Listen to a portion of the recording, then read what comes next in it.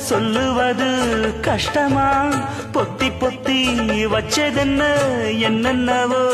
இஷ்டமா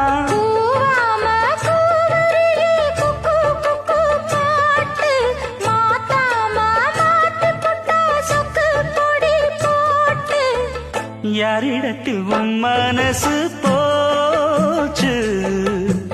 நூல போல உன் உடம்பு